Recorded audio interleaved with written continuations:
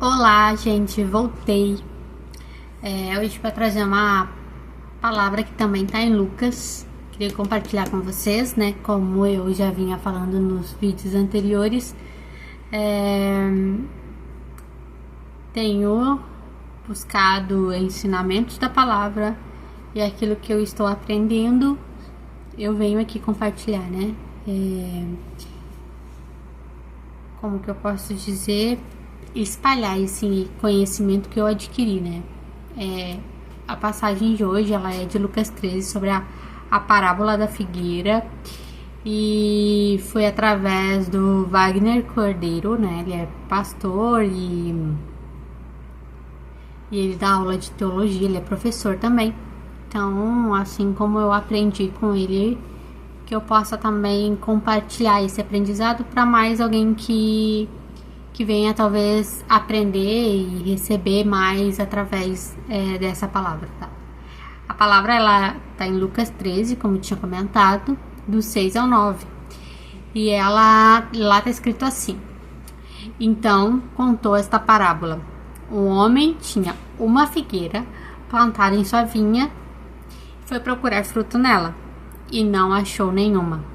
Por isso disse ao que cuidava da vinha: já faz 3 anos que venho procurar fruto nesta figueira e não acho.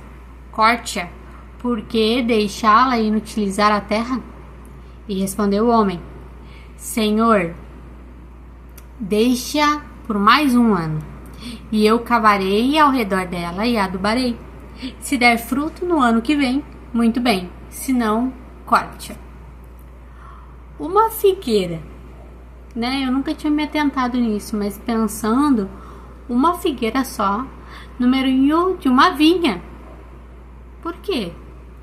Se o que ali tinha era videiras que dão uvas, né? Então era uma vinha e lá no meio tinha uma figueira. E o que isso quer dizer?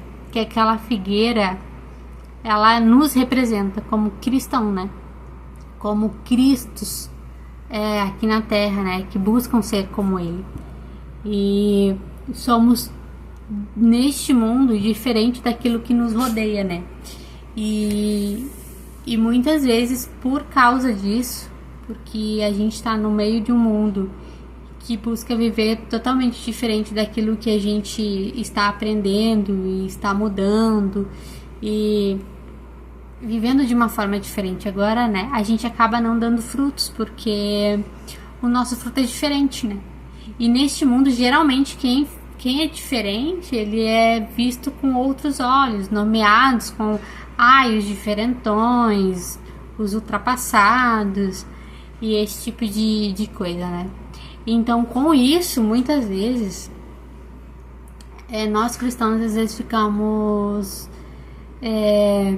constrangidos, muitas vezes, de dar frutos, né? Fazer aquilo que o Senhor pede para nos fazer, quando estamos no meio e rodeado de pessoas que não dão o mesmo fruto que nós, né? Mas Deus nos chamou para frutificar. Ele colocou algo em nós, Ele depositou em nós algo, nos deu dons, nos deu condições, né, de frutificar nessa terra. Senão Ele não teria nos plantado aqui. E Ele nos plantou para frutificar. E tinha um homem que foi lá naquela figueira procurar se tinha frutos. Então sempre haverá pessoas à procura de figos, né? Daquela pessoa que dá frutos diferentes. Sempre vai ter alguém sedento por algo diferente. Porque o que é comum hoje em dia, né? Essa loucura que o mundo virou e é o mesmo do mesmo sempre, e as pessoas estão vazias, e talvez você carregue um fruto que vá saciá-la, que foi aquilo que o Senhor depositou em você, né? Então, se o Senhor te fez para dar figos, que você dê figos independente do local onde você esteja. Foi Deus que te plantou no meio da vinha, e Ele virá um dia procurar os frutos que a gente produziu. Então, se você estiver disposto, Deus vai trabalhar naquilo que te chamou para fazer.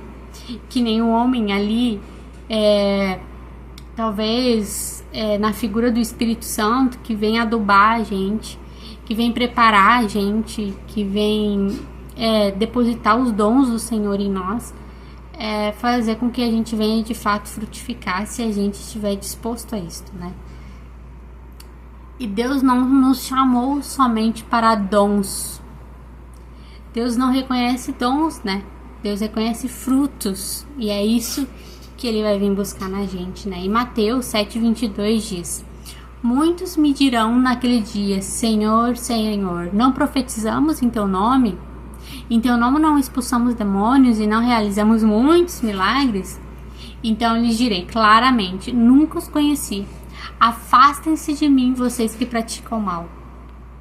Então, dons é bom e faz parte, a gente recebe dons. Mas é muito mais do que ter dons. É dar frutos. Frutos do Espírito Santo. Amor, compaixão, humildade, paciência, paz. E como diz na palavra, o dom maior é o amor, né? O amor ao Senhor e o amor ao próximo, que são os 2 maiores mandamentos. Então, que a gente venha realmente frutificar e o dia que o Senhor voltar para ver os nossos frutos, Ele encontre e a gente possa contribuir na vinha dele, na plantação dele, dando frutos para ele.